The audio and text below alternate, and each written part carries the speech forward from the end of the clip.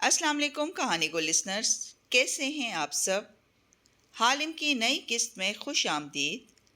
आइए चलते हैं, अब हम अपनी कहानी को आगे बढ़ाते हैं। लड़कियों को कम उम्री से चंद चीज़ें सिखाई जाती हैं: शेयर करना, ताउन करना और दूसरों के लिए आसानियाँ पैदा करना। जिन लड़कियों में ये खुसूसियात एक हाकिमाना तबीयत के साथ मौजूद होती हैं, वो बड़ी होकर अपने घर या ऑफिस में अल्फ़ा बन जाती हैं। ऑफिस की अल्फ़ा ज़रूरी नहीं है कि घर में भी अल्फ़ा हो, मगर वो हो भी सकती है। उसका असल काम किसी सोशल ग्रुप में सबको एक दूसरे के साथ कंफर्टेबल करना होता है। वो एक दूसरे तक पहुंचने का पुल होती है। वो एक दूसरे को मुतारफ़ करवाती है। तालिया रोशनियों से जगमगाते हॉल में दाखिल हुई और मुस्कुराते हुए सामने किसी से बात करती नीलोफर की तरफ आई। नीलोफर ने उसे देखा तो फौरन उसके पास आई और गाल से गाल टकरा के गले मिली, फिर अलग हुई और सताइश से उसे देखा। आओ मैं तुम्हें अपनी फ्रेंड से मिलवाऊं। वो उसका हाथ थामे आगे लाने लगी तो तालिया जल्दी से बोली, नीलोफर प्लीज़ मेरा तारुफ मत करवाइएगा। आपकी बुक लॉन्च से पहले वान फाते और आपके दरमियान कोई लिंक मंजर आम पे नहीं आना चाहिए। Oh right. नीलोफर ने समझ के सर हिला दिया और उसे लिए औरतों की एक टोली की तरफ आई।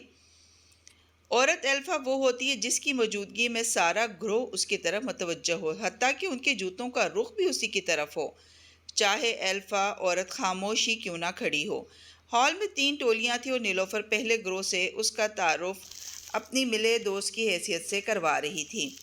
तालिया ने मुस्कुरा के बारी बारी इन 3 औरतों को देखा। एक मिस्री औरत जो बात बे बात मुस्कुरा रही थी, दूसरी औरत जो अपने फ़ोन पे लगी साथ साथ बातें भी कर रही थी, तीसरी नीलोफर से पूछ रही थी, आखिर किताब कब आ रही है नीलो। और नीलो ने पुरस्कार अंदाज में मुस्कुरा के कंधे उचकाए और उसे साथ दिए आगे बढ़ गई। उनमें से कोई भी नहीं। ख्वातीन का दूसरा ग्रोह करीब ही खड़ा था। वो दोनों उनके करीब आईं तो सब उनकी तरफ मुतवज्जह हुए। 2 औरतें अलबत्ता आपस में हंसते हुए अपनी बात जारी रखे हुए थीं। औरत अल्फ़ा वो होती है जो गुफ्तगू का मरकज़ हो, वो मौजूद हो तो उसको सुने, उससे बात करें। वो चली जाए तो मरकज़ टूट जाए और सब आपस में बात करने लगें। तालिया बारी बारी इन सब से खुश इखलाकी से मिलने लगी। गहरी नज़रें एक एक करके चेहरे का मुशाहिदा कर रही थीं। अल्फ़ा की मौजूदगी में बाकी औरतें उसी की तरह का चाल ढाल अपना लेती हैं। वो उसी की तरह हाथ रखती हैं, गिलास पकड़ती हैं, उसी की तरह हंसती हैं। वो लतीफ़े सुनाती है, वो हिदायत देती है। तालिया ने हल्का सा नफ़ी में सर हिलाया और नीलोफर के साथ तीसरे और आखिरी ग्रोह की तरफ बढ़ गई। उसकी गहरी नज़रें नीलोफर की माँ पे जमी थीं। औरत अल्फ़ा वो होती है जिससे मशवरा मांगे जाए वो ग्रोह का सबसे ज़्यादा दाना दिमाग समझी जाती है। अगर वो किसी आइडिया को रद्द कर दे तो बाकी औरतें भी उसकी वजह से राय बदल देती हैं। नीलोफर की माँ सफ़ेद सिल्वर बालों का जूड़ा बनाए, गर्दन में नीले नगीनों का नेकलेस पहने उकताई उकताई खड़ी थी। उसे अपनी मैक्सी का काम कंधे से चुभ रहा था और वो बार बार उसे वहाँ से ठीक करती थी। नीलो, मेरा ड्रेस बिल्कुल ठीक से स्टिच नहीं हुआ। वो दोनों करीब आई तो उसकी माँ ने शिकायत की। नीलोफर ने मुस्कुरा के सिर्फ सर झटका और जता के बोली, इसीलिए तो आपको कहा था मम्मी कि ड्रेस मत पहने, मगर आप सुनती कहाँ हैं। अब तो सुन चुकी ना। वो रूहान सी शक्ल बनाए उंगलियों से कंधे पे लिबास को दुरुस्त कर रही थी। तालिया, इसकी माँ पे नज़र रखो। जहान की आवाज़ कान में गूंजी, मगर तालिया मुस्कुरा के दूसरी औरतों की तरफ मुतवज्जह हो गई। नीलोफर अब उससे उनका तारुफ करवा रही थी। तालिया की मुस्कुराती खामोश नज़रें एक एक चेहरे पे जाती और वापस पलट जाती। उसकी निगाह थक गई और मायूस हो गई। वो सब पुरानी फ्रेंड्स थीं। 2 एक नीलोफर की कज़न्स भी थीं, मगर इन सब में कुछ बिखरा बिखरा सा था। कोई शे ऐसी न थी जो इनको जोड़े हुए थी। उनके जूतों का रुख भी एक सा नहीं था। नीलोफर उसको वहीं छोड़ के दूसरे मेहमानों की तरफ बढ़ गई। एक वहीं थी जो पूरे हॉल में एक से दूसरे की तरफ लपकती फिर रही थी। इसकी माँ कैसी लगी? वो कान में लगे आले की मदद से पूछ रहा था। तालिया ने मुट्ठी चेहरे के करीब की और हल्का सा मुस्कुराई।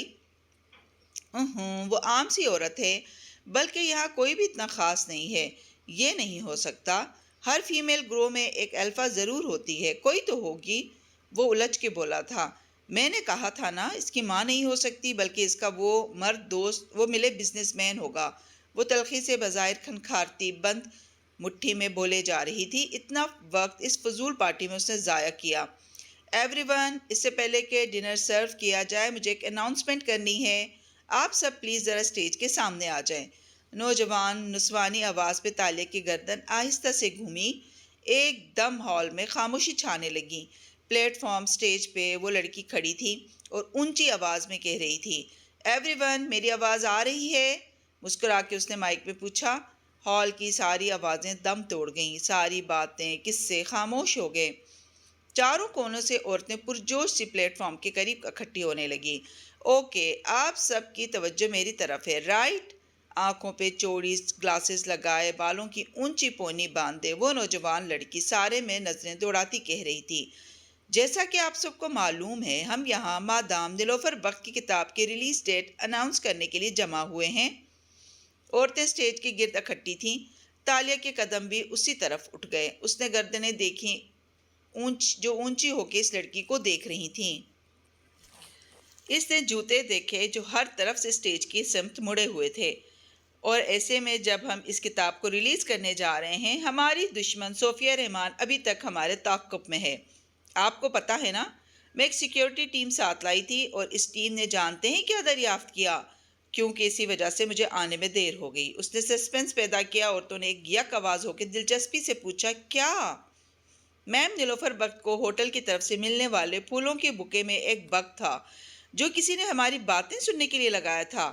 میری ٹیم نے اسے پکڑ لیا ہے۔ What T? وہ اس کے کانوں میں بے یقینی سے بولا۔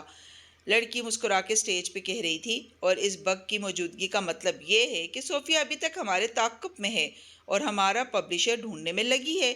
مگر جتنے محتاط ہمارے پبلشر صاحب ہیں، اس سے زیادہ محتاط ہمیں ہونے کی ضرورت ہے۔ صوفیہ رحمان نے جتنی زندگیاں برباد کرنی تھی کر لیں، کم از کم ہم اس کو اپنی ہالیڈے برباد نہیں کرنے دیں گے۔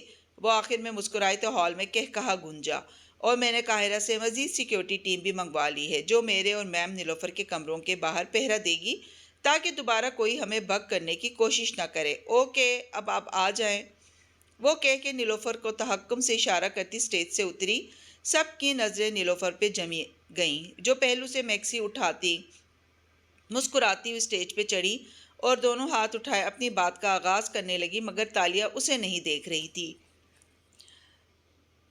اس کی نظریں اس لڑکی پہ تھیں جو نیچے اترتے ہی سیدھی نیلوفر کی ماں کی طرف آئی، آنکھیں دکھا کے اسے ٹوکا اور سختی سے اس کا ہاتھ کندھے سے ہٹایا تو ماں جلدی سے سنبھل گئی۔ لڑکی پھر آگے بڑھی اور کونے میں کھڑے مینیجر کو انگلی کے اشارے سے بلایا، پھر بوفے ٹیبلز کی طرف اشارہ کر کے بوئیں چڑھائے کھانے کے انتظامات کے بارے میں پوچھنے لگی۔ اس کے ماتھے پہ بل تھے اور انداز میں رعونت تھی۔ یہ کون تھی؟ اس کے کان میں جہان کی حیرت بھری آواز گونجی تھی۔ تالیہ کی گہری نظریں دور کھڑی ادھر ادھر جاتی اس لڑکی پہ جمی تھی جو انتظامات سنبھال رہی تھی۔ اس نے ہونٹوں کو نامحسوس انداز میں جنبش دے کر دھیرے سے کہا، نیلوفر کی گھوسٹ رائٹر، اس کی مینیجر، اس کی لٹریری ایجنٹ، اس کی ایلفا، بلکہ پورے خاندان کی ایلفا۔ وہ تلخی سے مسکرائی۔ یہ نیلوفر بخت کی بیٹی الماس بخت ہے۔ صوفیہ رحمان اور ہمارا مقابلہ نیلوفر سے نہیں بلکہ اس کی 19 سالہ بیٹی سے تھا۔ ہم اتنے دن سے غلط شخص کو ٹارگٹ کیے ہوئے تھے۔ سو تم نے بھیجا تھا وہ پھولوں کے بکے میں بگ۔ رات گہری ہو چکی تھی اور وہ دونوں تالیہ کے کمرے میں گول کھڑکی کے سامنے قدرے ڈھیلے سے بیٹھے تھے۔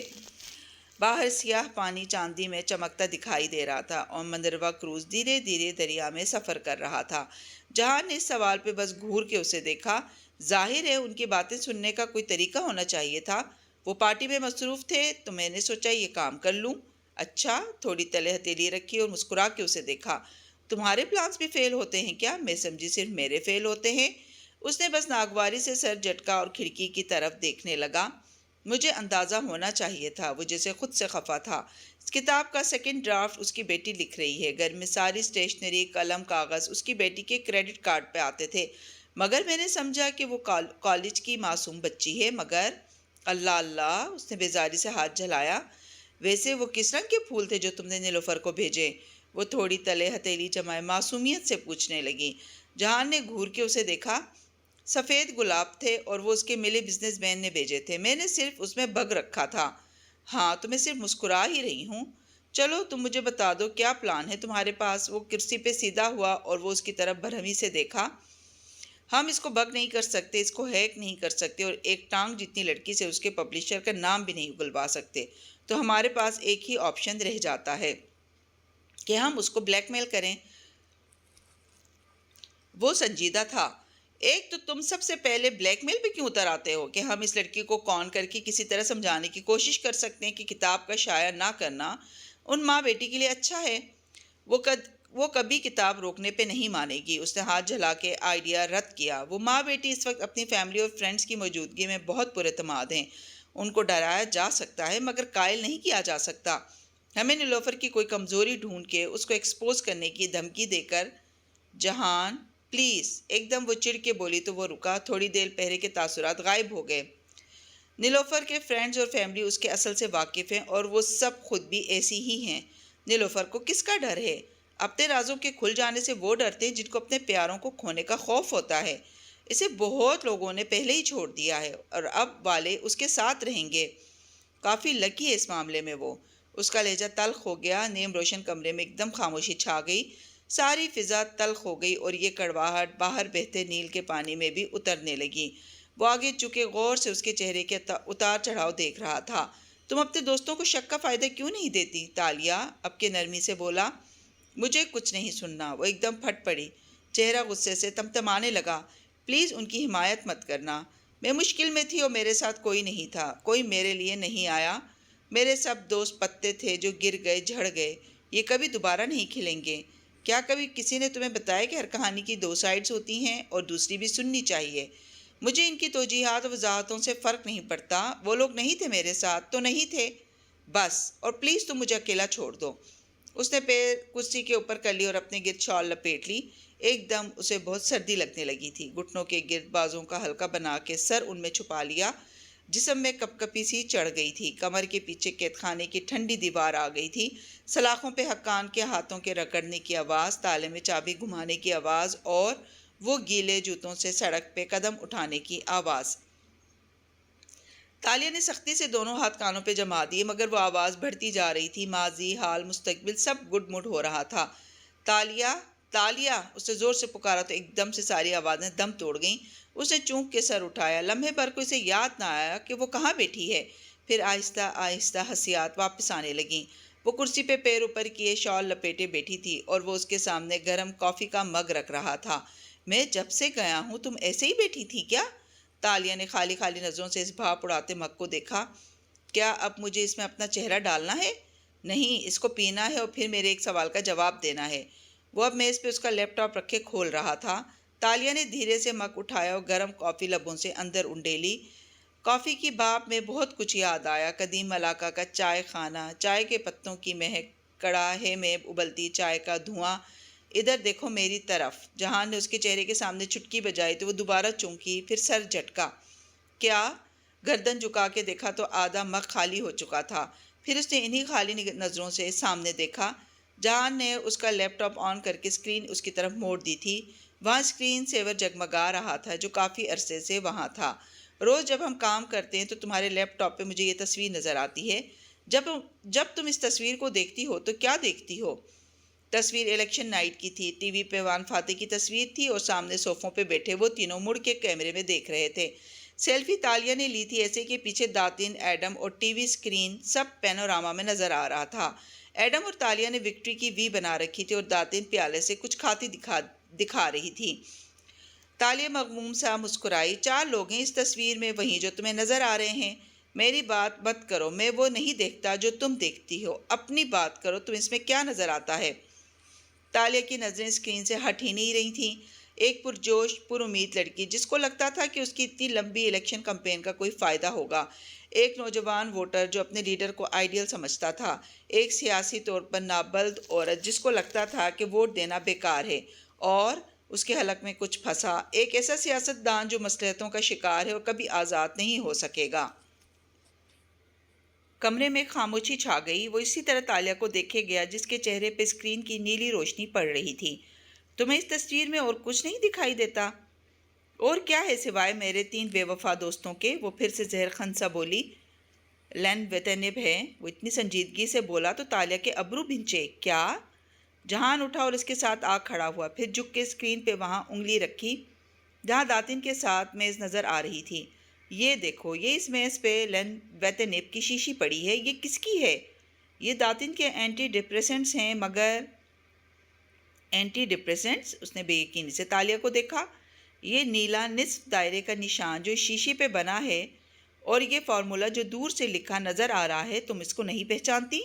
تالیہ کی الجھی نظروں کو دیکھ کے اس نے گہری سانس لی۔ یہ کینسر کی دوائی ہے، اسے کینسر پیشنٹ ہی لے سکتے ہیں اور کوئی نہیں۔ تمہیں اس تصویر میں جو بھی نظر آتا ہو، سوری، مگر مجھے اس میں ایک فربہ عورت نظر آ رہی ہے جس کے سیاہ بال وگ کی مانند لگ رہے ہیں۔ اس کے ساتھ کینسر کی دوائی رکھی اور اس کے اصل بال یقیناً کیمو تھراپی کے باعث جھڑ چکے ہیں۔ تالیہ ایک دم کرنٹ کھا کے سیدھی ہوئی۔ اس کی آنکھیں پھٹی کی پھٹی رہ گئیں، ہونٹ آدھے کھل گئے۔ یہ نہیں ہو سکتا، یہ داتن کے اصلی بال ہیں۔ اس نے کپ کپاتی انگلیاں کی بورڈ پہ رکھیں اور تیزی سے اسکرین پہ پاس ورڈ لکھا۔ سسٹم آن ہوا تو اس نے جلدی سے تصاویر کا فولڈر کھولا، وہیں تصویر سامنے لائی اور اسے زوم کیا۔ Are you sure Taliya? کیونکہ مجھے تو تمہاری دوست کی زرد رنگت کچھ اور بتا رہی ہے۔ وہ بالکل سن بیٹھی، بنا پلک جھپکائے اسکرین کو دیکھ رہی تھی۔ میرا خیال ہے اب تمہیں یہ طے کرنا ہے تالیہ کہ تم خود کسی کی زندگی کے درخت کا پتا ہو، شاخ ہو یا جڑ۔ اسے جہان کی آواز کسی کھائی سے آتی سنائی دی تھی۔ وہ جانے کب وہاں سے چلا گیا، اسے معلوم ہی نہ ہوا، بس وہ بے دم سی اسکرین کو دیکھے گئی۔ رات مزید گہری ہوتی گئی اور بحری جہاز دریائے نیل کا سینہ چیرتا آگے بڑھتا گیا۔ اس کی رفتار اتنی مدھم تھی کہ اندر اپنے کمروں میں آرام سے سوتے مسافروں کو حرکت کا احساس تک نہ ہوتا تھا۔ وہ البتہ سو نہیں سکی تھی۔ کندھوں کے گرد شال لپیٹے وہ بالکونی میں کھڑی جہان کے کمرے کے بالکونی میں کھلتے دروازے کا شیشہ بجا رہی تھی۔ چہرہ سنجیدہ و ویران لگتا تھا، ہوا کے باعث بال اڑ اڑ کے منہ پہ آ رہے تھے، مگر وہ شیشہ بجاتی گئی۔ پہلے پردہ ہٹا، پھر وہ نظر آیا۔ حیرت سے اسے دیکھا اور ہاتھ سے جو بھی کھا رہا تھا اسے منہ میں ڈالتے ہوئے دروازہ کھولا۔ تم سوئی نہیں؟ مجھے بات کرنی ہے۔ وہ بے چین اور پریشان نظر آتی تھی۔ اس نے راستہ چھوڑ دیا تو وہ تیزی سے اندر آئی۔ یہ اس کے کمرے کا سیٹنگ ایریا تھا، جہاں ٹی وی روشن تھا اور سامنے والے صوفے کے آگے میز پہ پاپ کارن رکھے تھے۔ بنے ہوئے مکئی کے دانوں کی خوشبو سارے میں پھیلی تھی، مگر اسے اس وقت کچھ بھی اچھا نہیں لگ رہا تھا۔ وہ ساتھ والے صوفے پہ بیٹھی اور بے چینی سے پوچھا، تم فارغ تھے؟ نہیں۔ تالیہ نے نظریں گھما کے چلتے ٹی وی کو دیکھا جس پہ کوئی ڈرامہ آ رہا تھا اور سر اس بات میں ہلایا، گڈ، تم فارغ ہی تھے۔ میں ٹی وی شو دیکھ رہا تھا، اب تمہاری وجہ سے ادھر پھنسا ہوا ہوں تو اور کیا کروں؟ وہ کندھے اچکا کے کہتا واپس اپنے صوفے پہ بیٹھا، ٹانگ پہ ٹانگ جما کے نظریں ٹی وی پہ مرکوز کر دیں اور پاپ کارن کا پیالہ گھٹنے پہ رکھ لیا۔ سنو، اگر داتن کو واقعی کینسر ہے، اس نے مجھے نہیں بتایا تو یقیناً اس کی کوئی وجہ ہوگی، تم مجھے پتہ کر کے دے سکتے ہو؟ نہیں، میں اس وقت ٹی وی دیکھ رہا ہوں۔ اور وہ واقعی اسکرین کو دیکھتے ہوئے پاپ کارن میں منہ میں رکھ رہا تھا۔ تالیہ کے ماتھے پہ بل پڑے، اس نے نظریں موڑ کے اسکرین کو دیکھا۔ یہ ٹرکش ڈرامہ میری بات سے زیادہ اہم ہے اور تمہیں ان کی زبان سمجھ میں کیسے آ رہی ہے؟ انگریزی سب ٹائٹلز۔ اس نے انگلی سے اسکرین کی طرف اشارہ کیا، اور یہ بہت اچھا شو ہے، اس کا نام ہے انتقام اور اس میں ایک لڑکی، پتہ ہے مجھے، یہ امریکن شو ریونج کی کاپی ہے۔ اب میری بات سنو۔ ایک منٹ۔ اس نے برہمی سے تالیہ کو دیکھا۔ یہ کاپی نہیں ہے، ترک کاپی نہیں کرتے۔ انہوں نے اس کے کاپی رائٹس خرید کے اسے ترک زبان میں ڈھالا ہے، مائنڈ یو۔ تم ترکوں کو ڈیفینڈ کرنے کی بجائے میری بات نہیں سن سکتے کیا؟ تم نے کہا تم میرے شرنک ہو تو تمہیں میری بات سننی چاہیے۔ اس بات پہ جہان کے تاثرات بدلے۔ اس نے پیالہ میز پہ رکھا، ریموٹ سے ٹی وی بند کیا تو آوازیں اور نیلی روشنی دونوں دم توڑ گئیں۔ کمرے میں اب صرف مدھم زرد روشنیاں رہ گئیں۔ وہ اب ٹانگ سے ٹانگ ہٹا کے اس کی طرف ترچھا ہو کے بیٹھا اور نرمی سے بولا، بتاؤ تم کیا فیل کر رہی ہو؟ مجھے یہ جاننا ہے کہ داتن کو واقعی کوئی بیماری ہے یا نہیں، مگر میں اپنے کانٹیکٹ سے نہیں پوچھ سکتی۔ میرے اور داتن کے کانٹیکٹس ایک ہی ہیں۔ اگر میں نے ان سے پوچھا تو اسے پتہ چل جائے گا اور وہ مزید اس بات کو چھپا لے گی، مگر تم پتہ کر سکتے ہو۔ جہان کے تاثرات بدلے، نرمی کی جگہ دبے دبے غصے نے لے لی۔ اس نے واپس ریموٹ اٹھایا اور ٹی وی آن کرتے ہوئے بولا، تم اپنے محسوسات بتانے نہیں، کام کہنے آئی ہو۔ ہاں تو تم کر سکتے ہو نا، تمہارے کانٹیکٹس مجھ سے زیادہ ہیں، وہ تیز تیز کہہ رہی تھی۔ نہیں کروں گا۔ وہ ٹی وی آن کر چکا تھا اور اسکرین کو دیکھ رہا تھا۔ تم احمد نظام سے کہو کہ وہ داتن کی تمام شناختوں کو چیک کرے، وہ اسپتال کے بل کسی سے تو پے کرتی ہوگی۔ سوری، یہ میرے لیے ممکن نہیں ہے۔ تم کر سکتے ہو، تم اس کے کریڈٹ کارڈ ریکارڈ نکلواؤ یا ہسپتال میں کسی کو ڈراؤ دھمکاؤ، یا ہسپتال میں کسی کو ڈرا دھمکا سکتے ہو، یا اس کی فیملی کو کوئی لالچ دے سکتے ہو اور وہ تمہیں بتا دیں گے مجھے ٹی وی دیکھنے دو۔ اسکرین کی نیلی روشنی اس کے سنجیدہ چہرے پہ سیدھی پڑ رہی تھی اور وہ برہم نظر آ رہا تھا۔ میں پیسے دوں گی، جو بھی خرچہ آئے گا، مگر تم بھی کسی طرح مجھے یہ معلوم کر کے بتا دو کہ وہ واقعی بیمار ہے یا یہ غلط فہمی ہے۔ میں کروں گی تو وہ جان جائے گی، تو تم ایک دن میں ہر چیز معلوم کر لیتے ہو تو۔ کہا نا تالیہ، میں نہیں کر سکتا، اس نے ایک دم اتنے غصے سے کہا کہ وہ جو بولتی جا رہی تھی رک گئی، بالکل شل اور ساکت۔ دونوں چند لمحے ایک دوسرے کو دیکھتے رہے، وہ غصے سے اور تالیہ بے یقینی سے۔ پھر شہزادی کے ماتھے پہ بل پڑے، جبڑا بچھ گیا۔ فائن، تم ٹی وی دیکھو۔ وہ ایک دم اٹھی اور تیزی سے باہر نکل گئی۔ چاند بادلوں کے درمیان سے جھلکتا نیل پہ جھک رہا تھا۔ رات کے اس پہ سانپ جیسے دریا پہ سکوت چھایا تھا۔ بالکونی میں ٹھنڈی ہوا چل رہی تھی اور وہ شال لپیٹے، ماتھے پہ بل ڈالے کھڑی سیاہ پانیوں کو دیکھ رہی تھی۔ ہوا سے بال پیچھے کو اڑ رہے تھے مگر وہ ان کو چھو بھی نہیں رہی تھی۔ پھر اسے قدموں کی آہٹ سنائی بھی نہ دی اور وہ دھیرے سے اس کے ساتھ آ کھڑا ہوا۔ تالیہ، بات سنو، نرمی سے پکارا۔ اٹس اوکے اگر تم نہیں کر سکتے، مجھے تم سے پرسنل فیور مانگنا ہی نہیں چاہیے تھا۔ میں واپس جاؤں گی تو اپنے طریقوں سے معلوم کروا لوں گی۔ وہ پانی کو دیکھتے ہوئے اسپاٹ سا بولی۔ وہ ریلنگ سے ٹیک لگائے، سینے پہ بازو لپیٹے ایسے کھڑا ہوا کہ اس کا چہرہ دیکھ سکتا تھا۔ کیسے طریقوں سے؟ غور سے تالیہ کا چہرہ پڑھنے کی کوشش کی۔ وہیں جو معلومات حاصل کرنے کے لیے اپنائے جاتے ہیں، کسی کو کون کر کے، کسی کو بلیک میل کر کے، کسی کو خرید کے۔ اور میں تمہیں یہی بتانا چاہ رہا تھا کہ تمہیں یہ سب کرنے کی ضرورت نہیں ہے۔ وہ سمجھانے والے انداز میں بولا تو تالیہ نے سر جھٹکا۔ میں اس بارے میں بات نہیں کرنا چاہتی، میں خواہ مخواہ ایموشنل ہو گئی۔ مجھے ابھی مجھے نیلوفر پہ فوکس کرنا، کام ختم کر کے۔ سنو لڑکی، وہ زور دے کے بولا۔ وہ اسے دیکھ رہا تھا اور وہ پانی کو۔ تمہیں اگر اپنی لیڈی فرینڈ کے بارے میں کچھ معلوم کرنا ہے تو یاد رکھو وہ تمہاری دوست ہے۔ تمہیں کسی کو کون کرنے یا خریدنے یا بلیک میل کرنے کی ضرورت نہیں ہے، تمہیں صرف ایک کام کرنا ہے۔ وہ دریا میں تیرتے چاند پہ اسپاٹ نظریں جمائے رکھی، بولی کچھ نہیں۔ جسٹ آسک ہر نائسلی، وہ نرم مگر پراسرار لہجے میں بولا۔ تالیہ مراد کے جسم کے سارے عضو شل ہو گئے، وہ بالکل متحیر سی کھڑی رہ گئی، پھر دھیرے سے بے یقین نظریں موڑ کے جہان کو دیکھا۔ کیا؟ وہ تمہاری دوست ہے، اسے معلوم ہے تم اس کی خیر خواہ ہو، تو تم اتنے لمبے چکروں میں پڑنے کے بجائے ڈائریکٹلی اور نائسلی سے پوچھ سکتی ہو، وہ تمہیں بتا دے گی۔ تالیہ کی اس پہ جمی سیاہ آنکھوں میں زمانے بھر کی حیرت تھی۔ دیٹس اٹ، وہ جیسے چونک گئی۔ مجھے صرف اس سے ڈائریکٹ پوچھنا تھا؟ یہی میں کہہ رہا ہوں، وہ جیسے کسی خواب سے جاگی تھی۔ ہمیں کسی کو خریدنے یا بلیک میل کرنے کی ضرورت نہیں تھی جہان، ہمیں صرف ڈائریکٹلی اس سے پوچھنا تھا اور وہ سب بتا دیتی۔ بالکل، تم اپنی اس لیڈی فرینڈ کو فون کرو، اس سے پوچھو کہ داتن نہیں نیلوفر، وہ ایک دم بولی تو وہ رک گیا، بھویں اچکائی۔ نیلوفر؟ تم ٹھیک کہہ رہے ہو، ہم اس سارے گیم کو غلط طریقے سے کھیل رہے تھے۔ ہمیں صرف نیلوفر سے ڈائریکٹلی پوچھنا تھا اور وہ اپنے پبلیشر کا نام بتا دیتی۔ Taliya, are you okay? وہ مشکوک نظروں سے اسے دیکھ رہا تھا۔ تمہاری دوست کی بیماری، اس کو میں واپس جا کے دیکھ لوں گی، اور واپس جانے کے لیے مجھے اس کام کو فوراً مکمل کرنا ہے۔ یہ ٹرکش ڈرامہ جو تم دیکھ رہے تھے، تم نے کہا ٹرکش لوگ کاپی نہیں کرتے۔ گریٹ، تم کبھی ترکی گئے ہو؟ وہ ایک دم جوش سے پوچھ رہی تھی۔ ایک دفعہ بھی نہیں، جھوٹ مت بولو۔ تم آج کسی بات پہ اللہ اللہ کہہ رہے تھے، جو لوگ ترکی میں رہے ہوں صرف وہی یہ کہتے ہیں۔ اب بتاؤ، تم نیلوفر کو کون کرنے کے لیے کردار ادا کر سکتے ہو؟ ہاں کر لوں گا، مگر تمہارے ذہن میں کیا چل رہا ہے؟ وہ اسے چنبے سے دیکھ رہا تھا مگر وہ ذہنی طور پہ کہیں دور پہنچی ہوئی تھی۔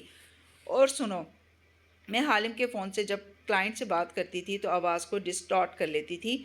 وہ ایک ریگولر سافٹ ویئر ہے جو سب استعمال کرتے ہیں، اس سے آواز صرف بھاری ہوتی ہے۔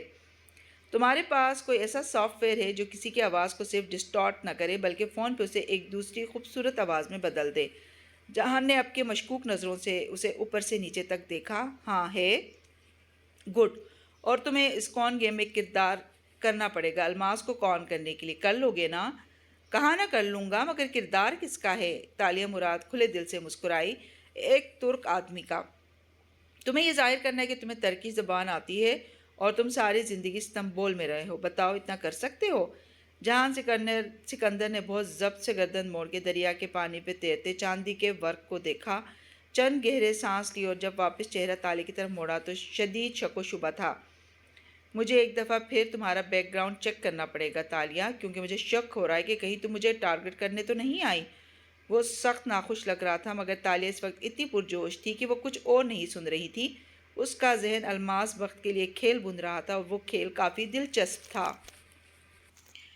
کیا ہوگا کھیل کا انجام؟ حالم کے اس باب کا یہ حصہ اول تھا، حصہ دوم ابھی باقی ہے۔ تو ڈیئر کہانی گو لسنرز، بتائیے گا آج کی قسط آپ کو کیسی لگی؟ امید ہے کہ پسند آئی ہوگی۔ کمنٹس میں اظہار ضرور کیجیے گا، اور چینل پر نئے ہیں تو چینل کو سبسکرائب کرنا نہ بھولیں۔ شکریہ۔